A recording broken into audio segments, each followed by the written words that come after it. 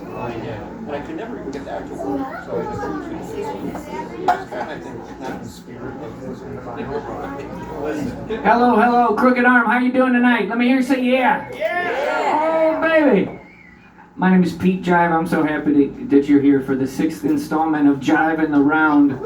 And we got a very special guest, James Farrell, tonight. Hi. Hi, everybody. Now, James, I've only met James once before, but he has a whole trough of a story that I barely delved into when we first talked. We're going to do it tonight. Yes, we are. Looking good tonight, too. Thank you. I didn't have time to change because I have 2 children. And it's always, before a show, you have to feed them, and then they have to always go poop. And then you're sweating because you have to pack your gear because you forgot to do that. And then you're just like, I might as well just put pants on. And so I put pants on. Looking great, yeah. That's what I am. And then it all comes together. And it all comes together. You're lucky if they only poop once. Well, some of them are starting to do 2 or 3 times. Yeah, a day. oh, Now yeah. it's like it's a thing. Yeah, it's changing. They're growing. Well, I have Pomeranians, and so they Very, very similar. Very similar. yeah, right? That's what I was thinking. Yeah. I take them for walks occasionally. But What's going on? More people. James, you wanna play us something to make us feel good? Start off the Oh night man, here. if you want something to feel good, I'm not that guy. I'm not that guy. So how long have you been writing music for? I have been writing music since I was, maybe 13, 14 years old, and I'm 40. So that long. Is music the first creative endeavor you've ever had, or when was the first time you ever drew something or tried to do something for yourself? When drawing was my first, I think, love. I used to love doing cartoons. I have memories of being in like 2nd or 3rd grade, and instead of doing recess, me and some friends would stay inside and draw in our notebooks. Oh yeah. We were not cool. That was not a cool thing to do. But that's what we did. We drew cartoons. And I thought I wanted to be an architect. An architect from drawing? Yeah, it was like I liked drawing, and then I thought, I think I had Jewish grandparents who are just like, oh, well, you could be an architect. You know, there's no point in like, you could be a cartoonist. It's immediately just like, you're going to be an architect or a lawyer. That's it.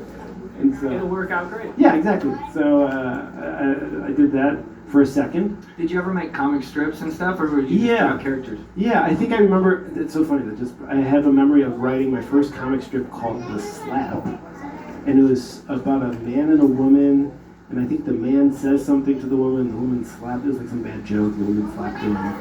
It was like marriage humor when I was 12, you know? Not that ever happened to my family. It's not like I had anything to go off of. I think I just thought like women slapping men was funny.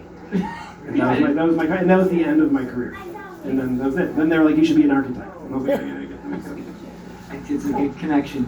Mm-hmm. I see it there. Yeah. And so when you drew, and that was the first thing. You never made anything out of clay or any craft. I did a or little anything clay, like, a little macrame. like everybody does. Yeah, we all did. Did some painting. Yeah. You know, my grandparents thought I was brilliant. But I was Brilliant painter. Brilliant painter. What medium? Finger paint. Finger. You know, fingers. Classic. Maybe old brushes. Just old brushes. Just old, dirty brushes. Yeah. Yeah. But yeah, no, didn't take off. But then I found music eventually. You became 14 and did you find piano first? So I found piano. My parents made me take classical lessons, and I hated it. I absolutely hated it. But I had to do it up until about 6th or 7th grade, and then I joined the 7th grade basketball team. And I said, this is what I'm going to do. And I quit piano. I was like, I'm not doing piano anymore. I'm going to be a basketball player. And they kept growing, and I didn't. Really? Yeah, and I realized very quickly that wasn't a career for me. But in my time off, I got really into listening to the Beatles, and I started to learn how to play by ear.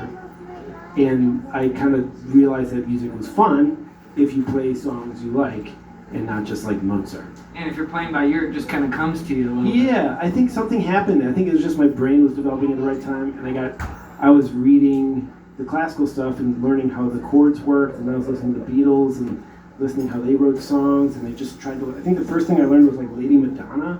I don't know. whatever that was, I learned that first. And once I learned Lady Madonna, I was like, this is cool. And then I just kind of kept on it. Next thing I knew, I was obsessed. Yeah, it was cool. It was fun. Yeah. And then right off the bat, you started coming up with your own ideas? Yeah. When you were trying to figure things out? Or? Yeah, I started composing on my own, just improvising. And my parents would come home from work, and I'd be in a house dark, alone, just playing, forgetting to turn lights on because I was so into it. Oh. And you weren't brooding. I was brooding. I'm always brooding. And eventually, my dad came home once and he was like, hey, a neighbor goes to this music school. They're having auditions today. You should go try out. And he just swept me up, and we went downtown and went to the school, and I auditioned randomly for this thing. And it's a lot of pressure. Did you feel pressure? No, because it happened so fast. I had no idea what was happening. Yeah. You know? Way to do it. And so I went and I improvised and I played some composition I wrote, and I was in this place called the Merit School of Music downtown, and that took me on a journey of getting into composition and writing and more piano, and it was really crazy. It was just on a whim. Yeah. Well, thanks for your dad for doing that. I know, and he's right here. He's hey, thanks, Dad. He's one of the many bald men here. James Farrell. Wouldn't be here without him. Do you remember the piece that you played? There was a how did it? It was something I would. It was something that sounded like that. Ready? Yeah, it was like, oh, that's what.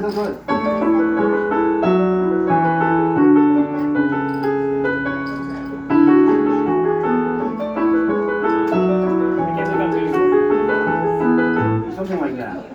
I haven't played that since I was like 14. Yeah, I would have signed you up right away. Yeah, it was great. That was impressive. Thank you, yeah. It sounds more impressive than it probably is. But it was You just, wrote that? Yeah, I was just, I don't know. It's like walking in sales. I don't know. But yeah, I called it 1111. I remember. It evokes, you know? Yeah, it evokes 1111. It evokes it. I like it. Yeah. What do you remember? What was the first time you wrote the lyrics? Was that First time I wrote lyrics, I was in a jam band in high school. so well past 14? You just I was maybe 16. okay. 17, maybe 16, 17. I was in a jam band, big fish kind of jam band. And I remember I wrote my first song kind of on my own. It was very political and angsty. And they kicked me out of the band. Really? Yeah, they wanted to play nothing but like happy fish stuff. You know? Like really fun, like we're singing about like cheese and animals. And then I came in being like, the government is against us. And they weren't into it. Did they ever give the song? Did they play the song and then decide that they wanted? We played it and people seemed into it, but it was just kind of like a departure. It was like everything was like hippie and flowy, and then it was just like government conspiracy theories. So, didn't exactly. You remember that one? I remember some of it. I remember the lyric. Can you give me a little clip of whatever? Let's see if I can remember that. I just remember the lyrics. The lyrics were like, we belong in a world where hypocrites are king, and we are chained by the laws that won't let our hearts sing, and we must do what we can to not become undone. We will rise above the stars with each setting sun. It was very heavy. Yeah, but still. And then it was just like, we can do this, and at the end it was like, no, we can't, what's the use? The song was kind of like, what's the use? Oh, okay. So it was like very apathetic, but angry. Well, that sounds fishy. Kind of. But they didn't like it. So they kicked me out. Yeah, I see it. Well, glad you're here though. Glad to be here. What's the first thing you can remember that's got words and lyrics? Worst thing I can remember. That's Yeah, got word and lyrics. What do you mean? The first song that you enjoyed that you continued to work on. That I continued to work on. I remember I had a song, and this is probably not good for children, but I was also in high school. I wrote a song called "She Ruined My Life, But the Sex Is Good," and I think I wrote that when I was like 60, and I thought it was like cool, and it wasn't bad. It was okay. Where'd you get the ideas? Just from? I think I had a girlfriend who ruined my life, and it was okay. You know, it was one of those things. You know, we're young. She was brutal. And Yeah. But that one never comes up. You don't throw that. I don't in the really sets? play that one anymore. No. No. Some of them move beyond that. Play one that you're comfortable. All right. So I've decided to pull out some songs that I never play. I used to, just to give a little context, when I was in Nashville, I used to be in a songwriter club where every week you'd get a prompt and you'd have to write a song with that prompt. If you didn't finish the song and turn it in by the end of the week, you got kicked out. I was looking through all the emails and I realized I wrote 52 songs throughout my tenure in this club. So I've got some songs that I just thought were fun that I never play, and so I thought I'd bring this one out. And so this one, the prompt was Windfall. And so typically a lot of people think windfall, probably like making money, maybe gambling. But I found out there's a place called Windfall, Indiana, and I decided to write a song about Windfall, Indiana. So I Wikipedia'd it. So let's see if I can get through it. Oh, there we go.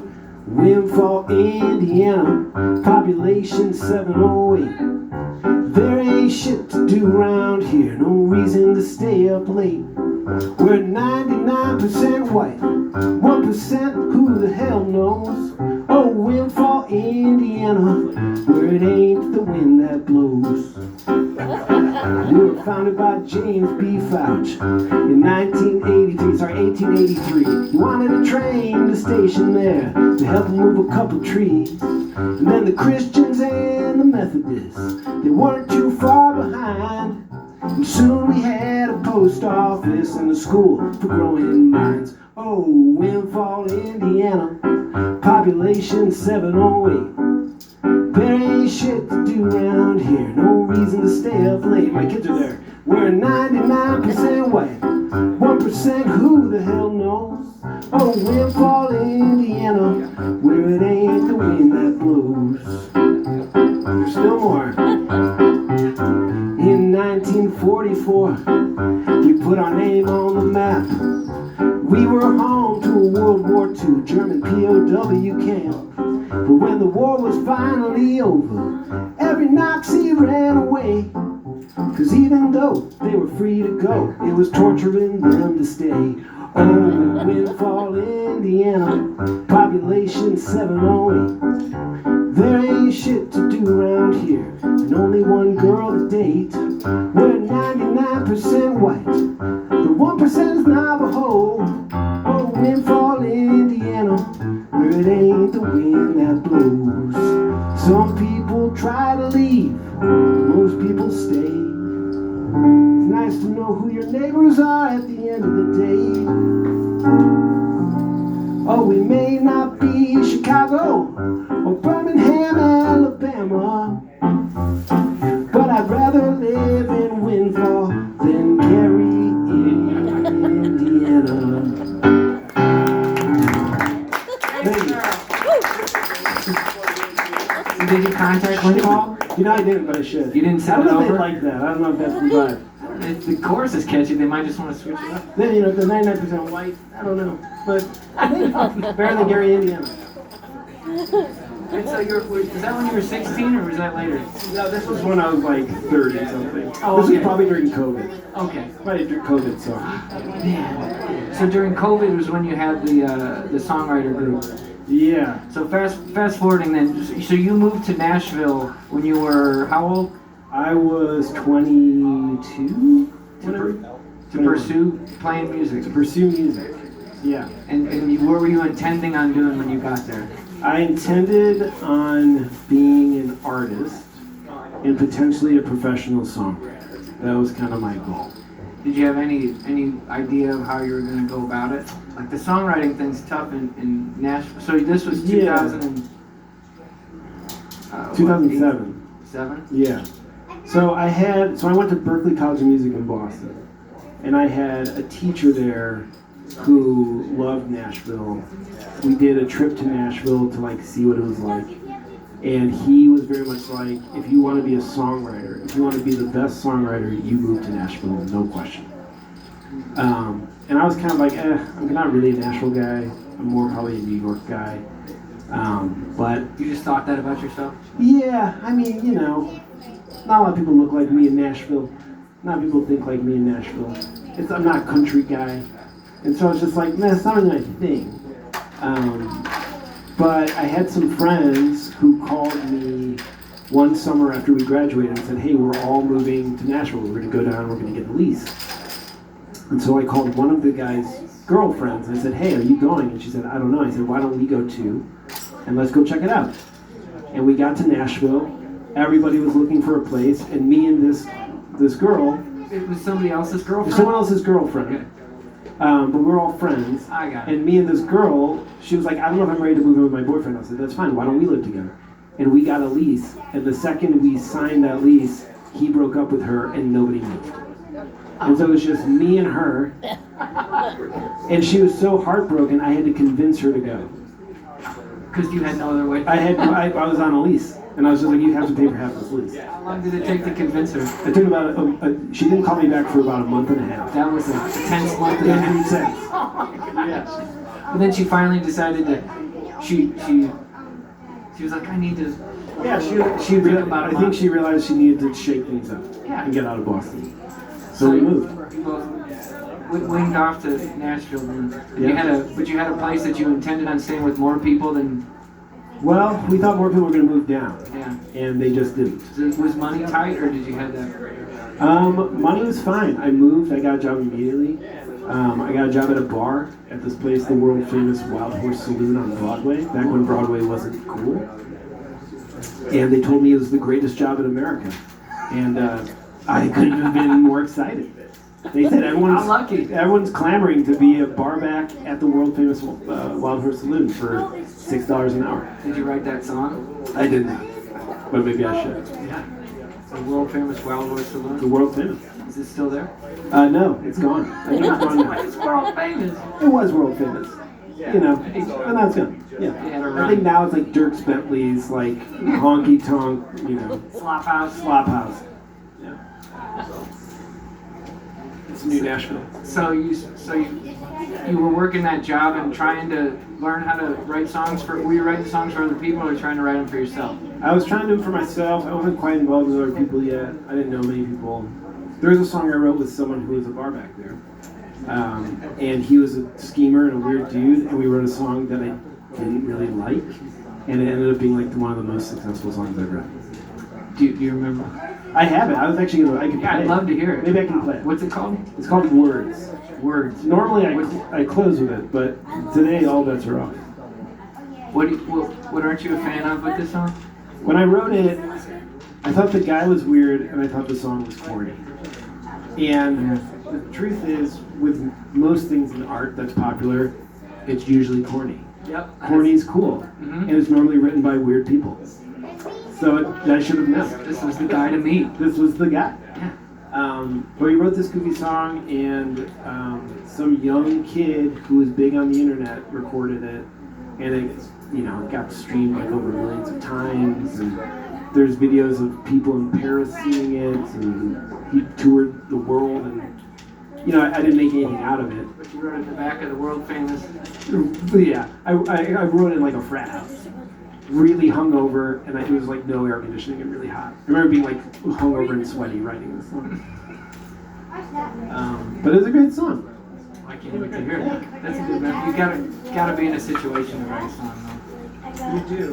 The hot and sweaty really adds to it. Yeah, it really adds to it. Yeah. Do you get the thing where you try to write on the paper and then your hand is sweating on the side of the paper and you keep screwing up and screwing up ink? I wish I actually wrote more by hand. But I do everything digital. Okay, yeah, I have to do everything by hand. Yes. If I'm gonna remember it, I think that's how it works. I think that makes more sense. That's why I have these screens in front of me, because I don't remember anything. At least they're smaller now. They are. Yeah. Okay, so it's called Words. Yeah, the song's called Words, and we were writing together, and I think he just had this idea. He was like, I just have this idea of I'm not good with words. I want a song, something about being not good with words. And I think he had the chorus. He had the original verse of I want to tell you you're beautiful, and I came in and I was like, I think I have a chorus for this, and together we kind of wrote the song. So I came up with the chorus, he kind of wrote the beginning verse, we met in the middle, and we wrote this nice little song. So I thought it was corny, but honestly, the older I get, the more married I am the more I realize, like, this kind of makes sense. You know, I think a lot of men out there don't say what they mean, but they feel it all the time. So, let me try it. It's called Words. I wanna tell you you're beautiful in a way that you have not heard before. I don't think that it's gonna work, 'cause I'm not good with words. I wanna tell you you're the reason why the earth spins and the stars hang in the sky. But I don't think that it's gonna fly, 'cause I'm not good with words. If only I could find a way to say it like them poets say, a sweet and simple serenade directly to your heart. If only I could speak aloud just what I feel when you're around. I'd finally profess my love in verse, but I'm not good with words.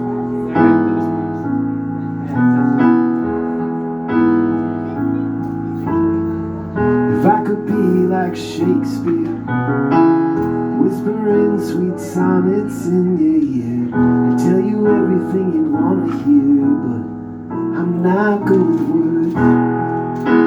If only I could speak the truth, the way that all them poets do, sing a sweet and simple tune directly from my heart. If only I could verbalize just what I feel deep down inside. Finally, I'd break my silent curse, but I'm not good with words. Sentences and conversations, they only bring me complications. When it comes to love, I'm useless, full of bad excuses, and confessions gone unheard.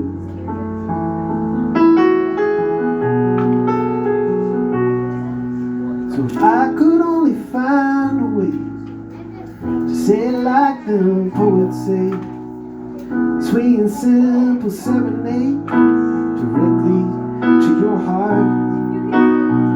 If only I could speak aloud just what it feels when you're around, and finally profess my love in verse. Yeah, finally I'd break this silent curse, but I'm not good with words.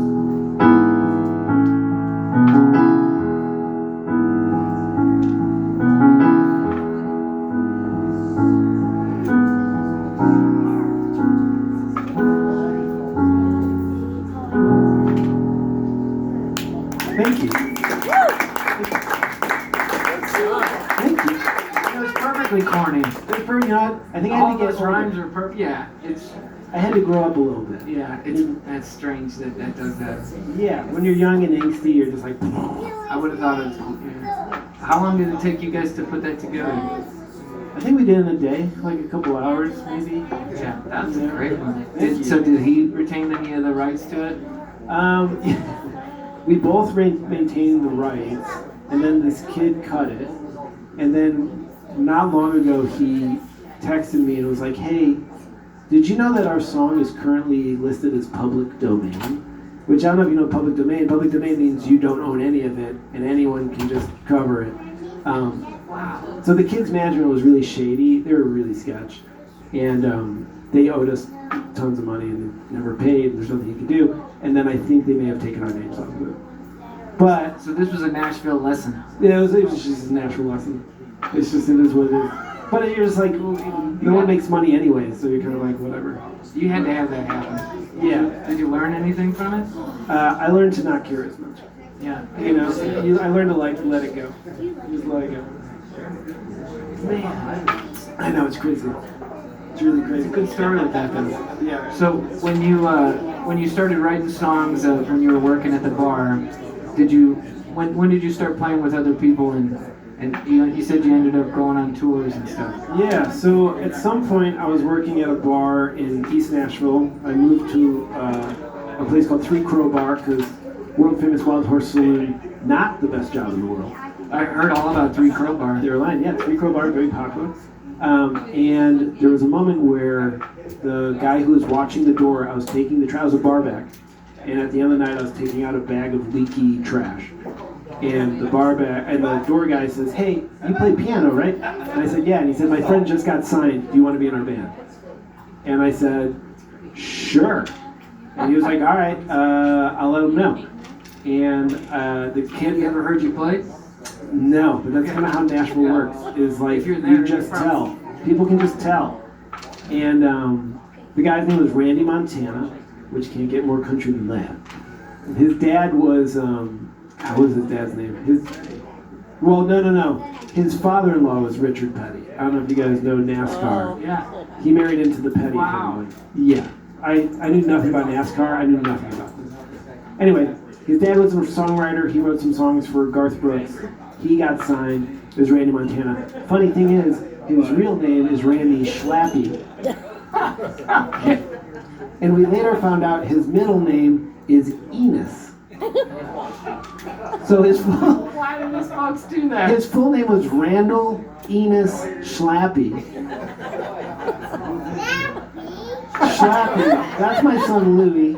He's funnier than I am most of the time. But his name was Randy Enos Schlappy, and I said, "Why did you not keep that name? It's a surefire hit. That's the name of a star." But he went by Randy Montana, which sounds like a porn star.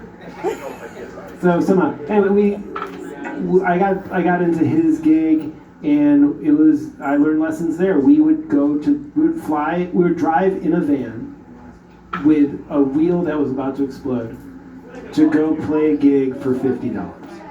With Randy Montana. With Randy Montana. And then when he realized that wheel might explode, he would call his father-in-law and get a flight back home. And we would drive with it. So Randy Enos Schlappy would fly on the family dime, and then we would all just kind of make $50 in Florida. Wow. It was wild. It was wild. But I could do it because I was young. And so, with Schlappy, how long did you hang on for? I was with Randall Enos Schlappy for maybe 2 years, maybe. We got some cool things out of it though. Like, we eventually got a gig opening up for this band Sugarland and Little Big Town. Two big like country artists. And the band Little Big Town, the drummer I went to school with. And Small World. And at the time I got a job actually at a music store. And so the bass player one day came in to the music store and saw me, and he said, "Hey, my friend Matt Nathanson might call you." Matt Nathanson at the time had a song called "Come On Get Higher," that was like a really big hit. And it was one of those situations again. He was like, "Hey, you play piano?" I was like, "Yeah." He's like, "My friend might call you." And then I got a call from Matt Nathanson saying, "We're going to do South by Southwest, and we're doing a big tour, and we're going out with Kelly Clarkson and all this stuff. Can you be in LA in a week?" And I said yes. And I told Randy I'm out of the band, and I flew to go do this stuff with Matt Nathanson. And so when you moved there in 2007, what year was this now? So 2007, and then this was maybe 2012.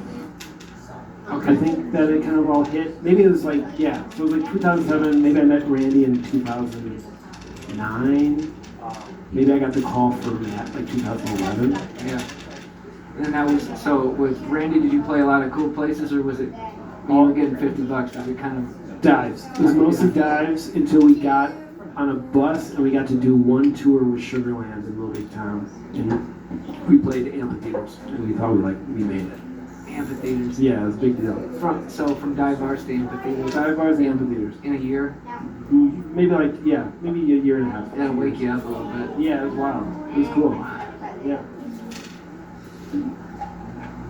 Did they ever, did any of those groups that you played with ever touch any of your stuff? Or do they want nothing to do with anything you do? No, nobody wants, no. You are there, you are hired hands. Hired guns, yeah. You're a hired gun. You are there to play and not talk. Like you're there to like think they're funny and be cool and hang, but you are not there to pitch. You're not there to, you know, you can't get too close. What was the first song you wrote in Nashville for yourself? Without somebody? Man. Or did you always do co-writes? No, I wrote stuff for myself. I don't know what the first thing I wrote for myself there. I had a song, yeah, that was a co-write.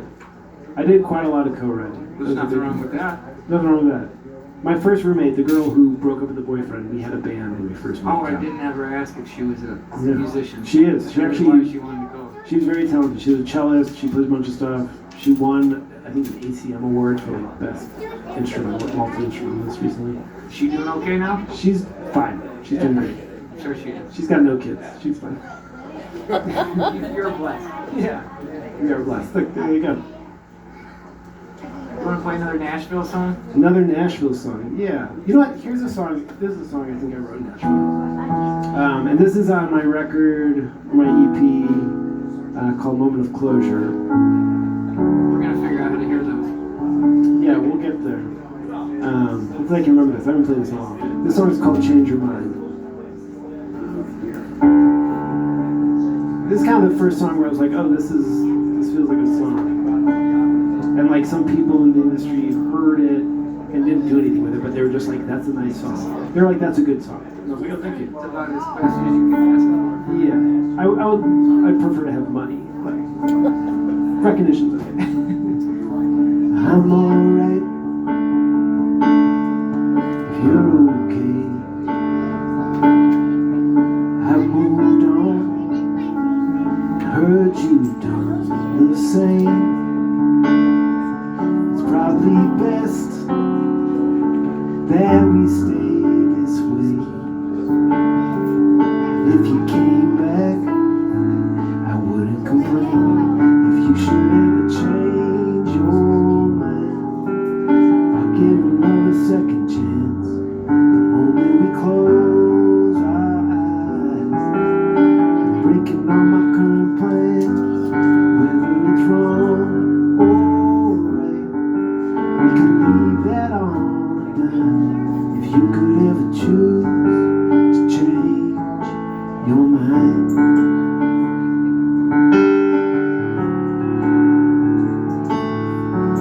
I don't write and you don't write to me.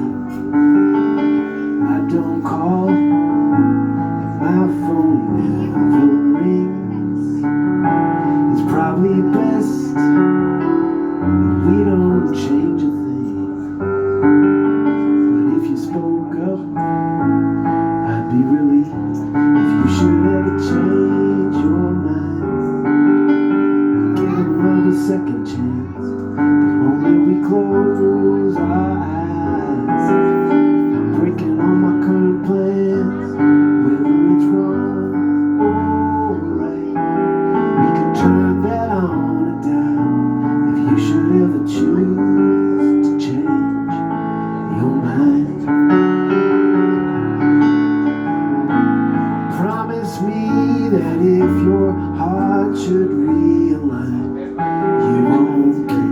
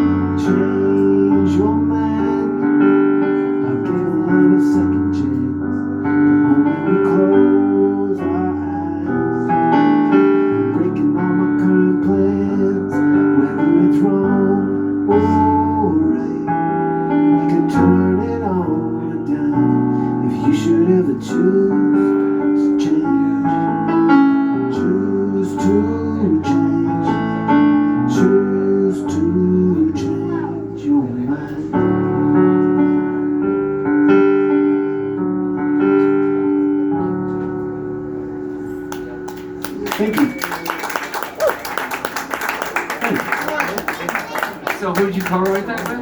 Me. That's just That me. was one that was just you. That's me.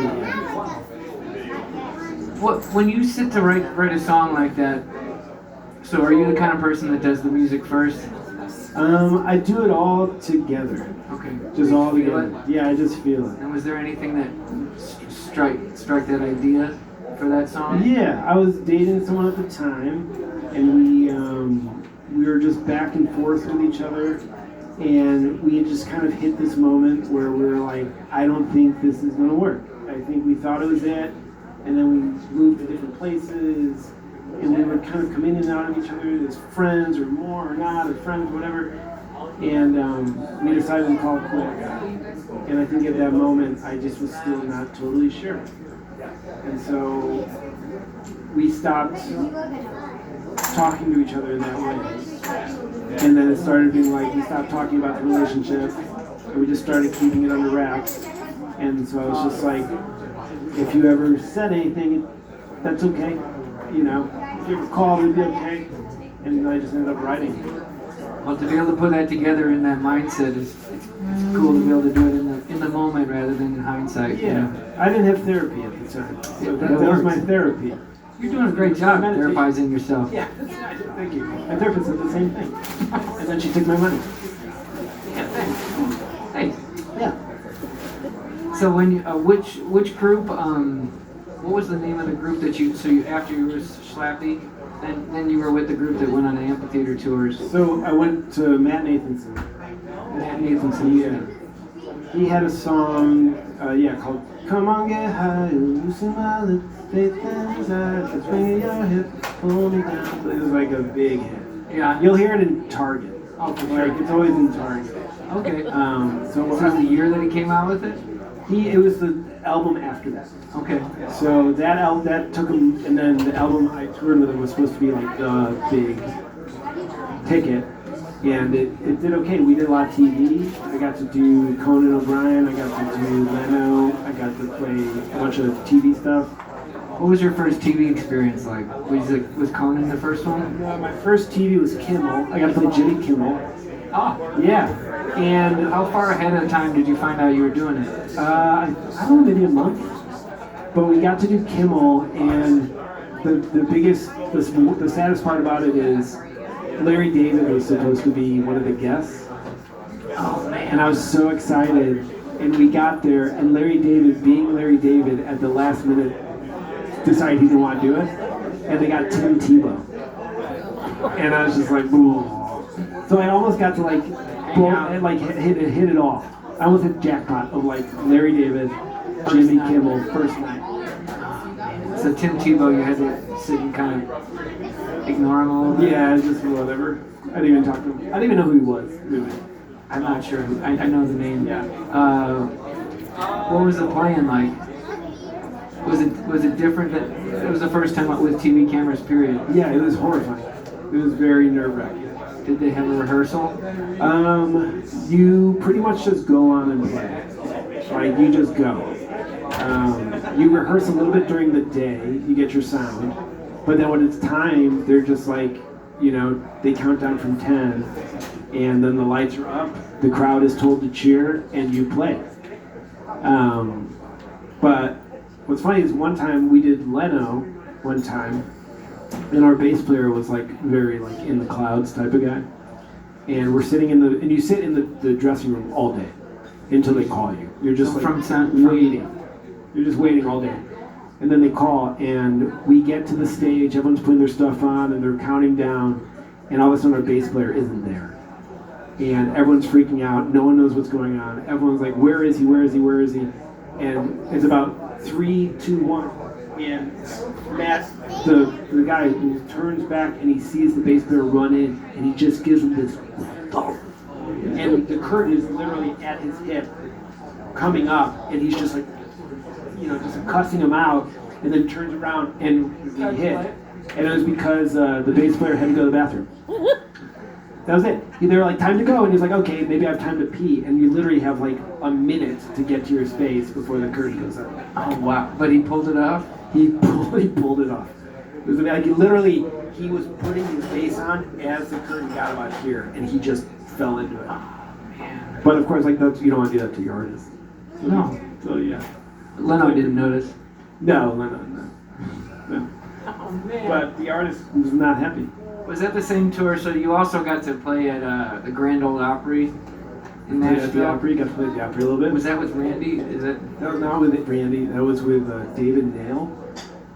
He had a song called Red Light that was really big, and this song about blue jeans. They all have songs about blue jeans, but he had a blue jean song. And then I played with this guy Brett Eldridge, who also Yeah, we know that name too. he had a song called Don't Ya that was really big. Yeah, he's had a few things. And so when you fell in, so now then falling in with all the other people to back up, was that just every year when you came back? You had a new person, or a new person gave you a call or something? You're just kind of always jumping if it was worth it. So Matt, his tour ended and he went on hiatus. And I couldn't pay my bills on hiatus. And so this band, David Nail's band, called me. And he was known as having the best band, like the best players. So weird artist, not super popular, but the best band. So I went with them. Is he the guy that they say the best players in Nashville are in his band? Is that the guy? He was one of them. Not anymore. It's changed. I went with him, and that was with David for a while, and then Brett Eldridge was coming up, and everyone was like, this guy's the next big thing, and I got a call for his band. And so I left David to go to that, to try to ride that wave. You did you have a manager or anything? No. Yeah, It's so you were just- just getting these calls? Just word of mouth, yeah. That's great. Yeah, it's pretty well. Well, you kind of got the best case scenario, or you fell into a good place in Nashville. Yeah, had a good time. When a lot of people go out there and they just kind of lose money and spin in circles. Yeah, I got tread lucky. water. I think there weren't many keyboard players who were like kind of young and hip. So the hip worked out for The you. hip kind of worked out. I didn't quite fit in, and it worked. I had a kind of a different style of playing. I had a lot of like honky. Yeah. And so that was. How long did you stay in Nashville for? I was there from 2007 to 2023. So through the COVID. Through COVID. So when it's Yeah. We were in COVID together, and then... Did you all meet you and your wife meet in No, Nashville? we met on the road. Crazy enough. I met her on tour with Matt Nathanson. With Matt Nathanson. Yeah, I met her not at a venue, but the next day I was invited out to a lunch with someone who worked at the label, and she was at the lunch. And we just had lunch together, and I asked her out afterwards, and she said no. She said she just adopted a dog, and no. And so I raced back to the bus, and I found her on Facebook. I stalked her, and I said, hey, I'm in town until 11 o'clock tonight. We're going to Canada tomorrow. Will you have dinner with me? And she decided to have dinner with me. So you asked twice, and the second one took. The second one took only because her mother told her to do it. Good mom. Yeah, it's true. Her mother told He's her. one heck of a guy, right? I try. This is actually a really good lead-in because I actually wrote a song about it, and we can do that next. But I didn't even know that. But yeah, so she came. She picked me up for dinner. She had a Kia, and I thought it was the nicest car I've ever been in because I was like a poor musician. What color? So it was I think it was black Kia. Classic. Yeah. And I was just like, wow, she has her own car. And she was like, oh, he's a musician, he must be rich. And I was like, I live in somebody's attic without air conditioning. No idea. And we like really hit it off, and we had this amazing date, and we both just were like, this is it. We both, I think, I knew it. I don't know if she knew it, but I knew it. And afterwards I said, after this tour is over, I can go anywhere in the world, they'll fly me anywhere. I'm gonna come to Rochester and we're gonna go on our second date. And she said, no. She said, you are a musician, you're on no way. And funny enough, I was wearing a hat on our date and I left it in her car. And I sent her a note. I said, the only way I can get my hat back is in person. I was like, I'm coming back for that hat. And when tour ended, I got back to my apartment in Nashville, and in the mailbox was that hat. You tried to pull the leave behind. I tried to pull a leave behind it. It didn't work. Man. And so I was like, man, this isn't happening. This is never going to happen. Yeah. But every time I did a tour, I would call her. So I was in upstate New York and we were opening for Keith Urban, and I got her amazing seats for Keith Urban. I was like, hey, come to the show. We did another show, and I was like, come to the show. And she was dating someone, I was dating someone, it never quite worked out. And then one day, her Facebook picture changed from her and a boyfriend to her and herself. And I called. I was like, what's going on? What's happening? And she was like, I'm in school right now, but I have spring break in a month. Maybe I can come to Nashville. And I was like, maybe you should come to Nashville. And she came to Nashville, and she came back, and then she moved. And that was over like 2 or 3 years, I think. 2 years. It's great to see love pull through like that. It's really crazy, you know. For a cynic such as me, it was. I knew it immediately. Oh, you knew what you wanted? Yeah. Yeah. I don't think she knew what I wanted. I think it was more that. I don't know what I want. She knows what I want. Oh, she had to see how serious you were. Maybe that's it. 2 years. Good for you. Yeah, I think it was 2 years. Big hand for the lovely couple. And then you wrote a song. I wrote a song. This is another songwriting game song. So the prompt was Tuesday, or until Tuesday was the prompt. And I just sat down and wrote this thing.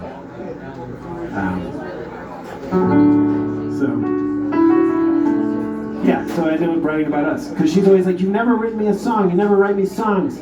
You never write me songs. And I never really do, because I normally write songs about things that bother me. Yeah. You know, like it's like how I work through things. I can't write positive. Yeah, it's very. It's hard. It's hard to write really positive things. It feels disingenuous. But this song was genuine. So hopefully my voice is. I was with some friends, having lunch at God knows where.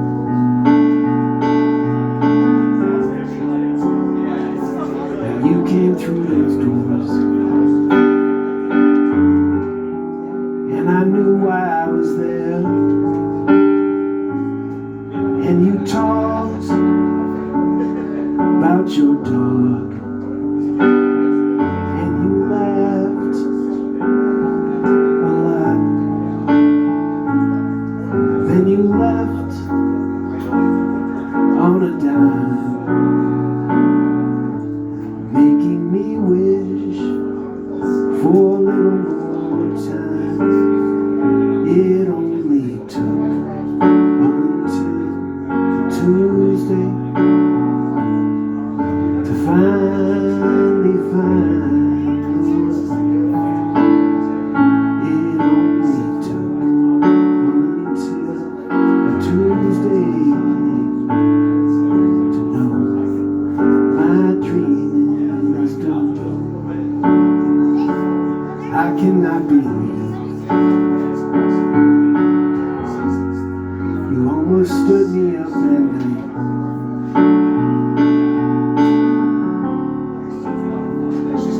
You weren't gonna show,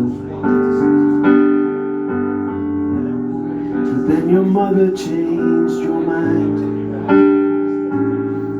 and we ate, and we walked, and we danced, and we talked. It was too good to be true. You finally found me, and I finally found you. It only took until Tuesday to finally find the one. It only took until Tuesday to know my dream is done.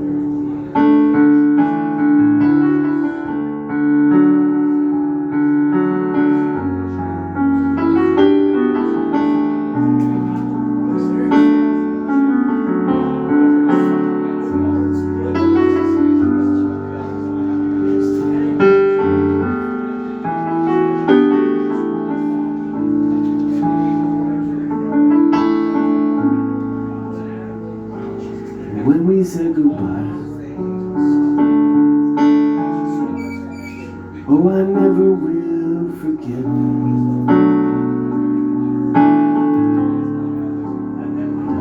You jumping in my arms like I couldn't leave you yet.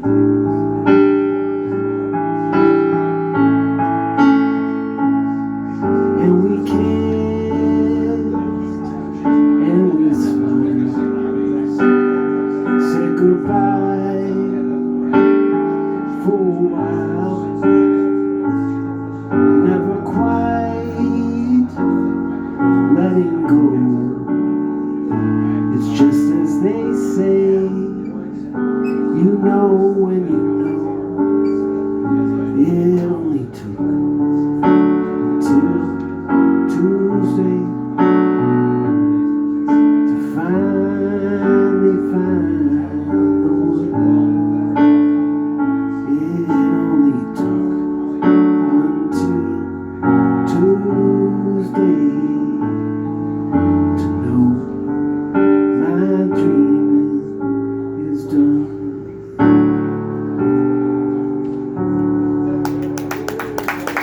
James Farrell. We're going to take a little break and pause for the cars. We'll be back in a minute. Thank you.